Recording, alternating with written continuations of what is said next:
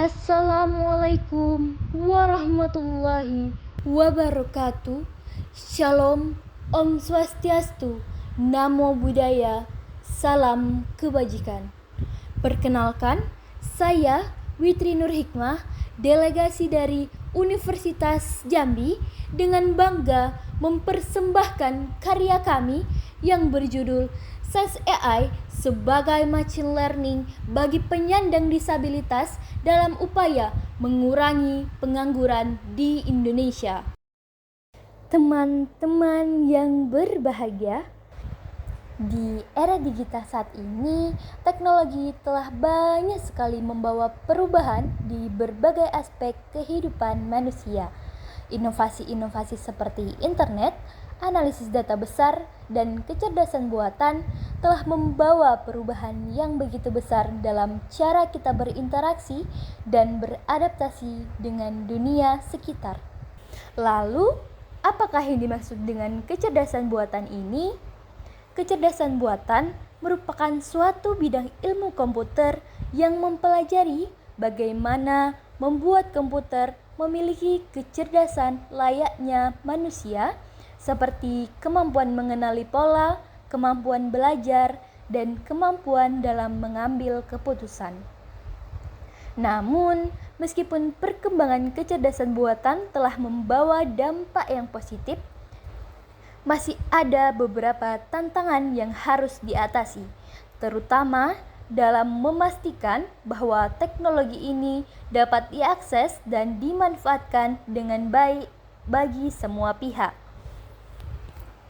terutama bagi teman-teman penyandang disabilitas. Berdasarkan data Badan Pusat Statistik atau BPS tahun 2022, jumlah penduduk penyandang disabilitas di Indonesia mencapai sekitar 22,5 juta orang, yaitu naik dari 16,5 juta pada tahun 2021. Dari sekitar 17 juta penyandang disabilitas usia produktif, hanya 7,6 juta yang bekerja.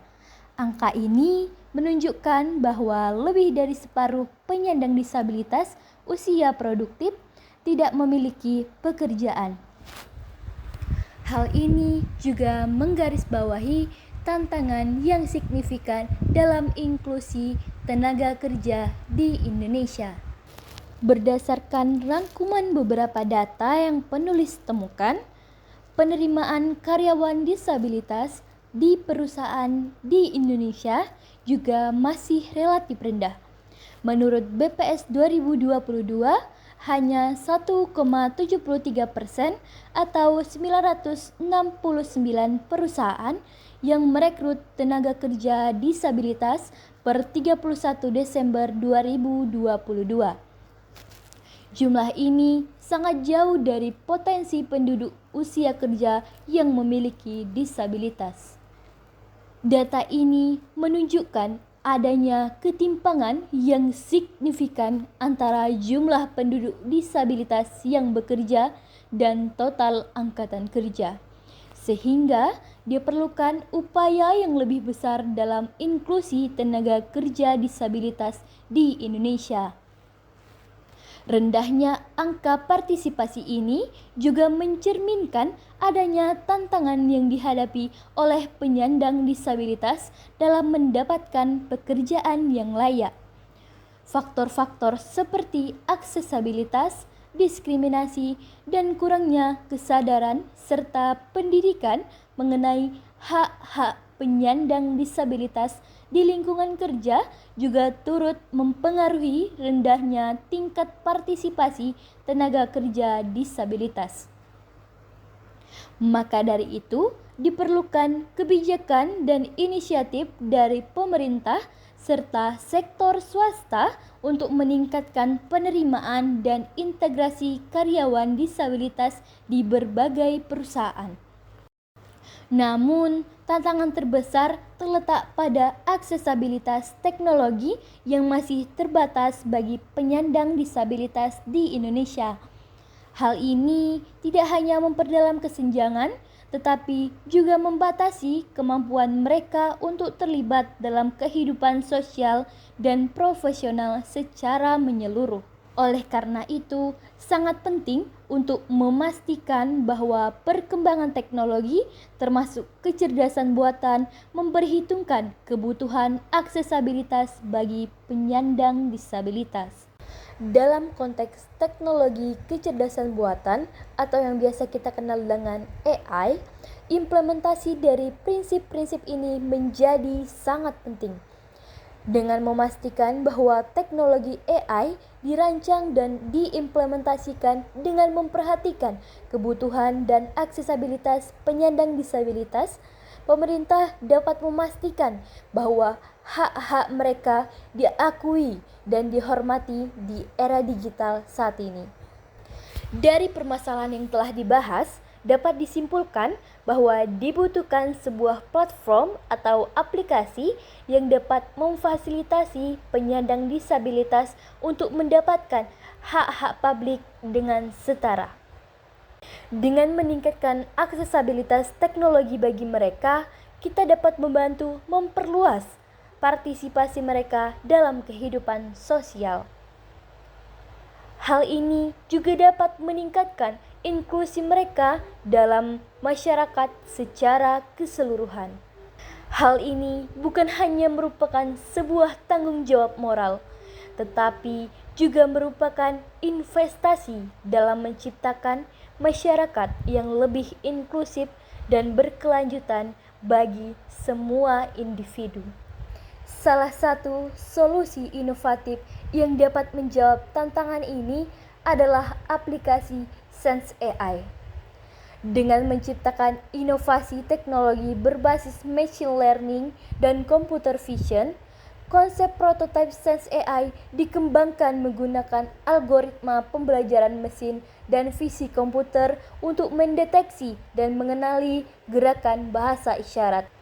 Aplikasi ini bertujuan untuk membantu para penyandang disabilitas, khususnya tunawicara dan tunarungu, untuk meningkatkan efektivitas komunikasi mereka. Dengan adanya aplikasi ini, diharapkan para penyandang disabilitas, tunawicara dan tunarungu dapat lebih berkontribusi dan lebih mudah terjun dalam dunia kerja serta menjalani kehidupan sehari-hari dengan lebih baik. Teknologi ini diharapkan dapat menjembatani kesenjangan komunikasi antara penyandang disabilitas dengan orang-orang yang tidak memahami bahasa isyarat, serta meningkatkan partisipasi mereka dalam berbagai aspek kehidupan sosial maupun profesional.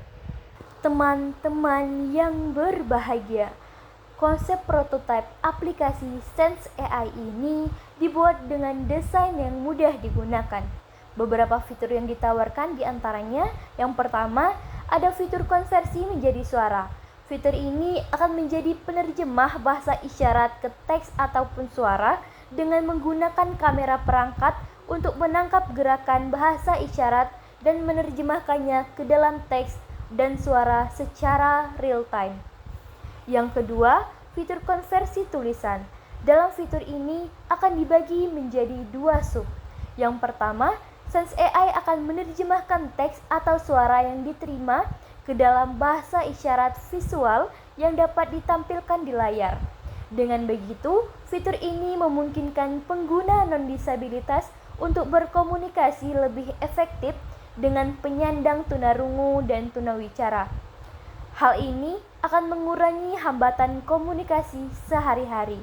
Yang kedua, fitur ini juga dapat mengkonversi teks yang diketik menjadi suara. Ini akan memberikan kenyamanan bagi penyandang tunarungu dan tunawicara yang tidak mahir dalam bahasa isyarat. Yang ketiga, ada fitur pusat bantuan. Fitur ini menyediakan dukungan melalui chat, email, telepon untuk membantu pengguna dalam mengatasi masalah teknis dalam penggunaan aplikasi.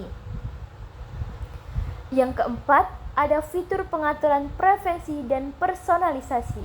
Nah, fitur ini memungkinkan pengguna untuk menyesuaikan antarmuka dan fungsi sesuai dengan kebutuhan dan preferensi mereka, seperti memilih bahasa, ukuran teks, dan warna latar belakang dengan kontras tinggi.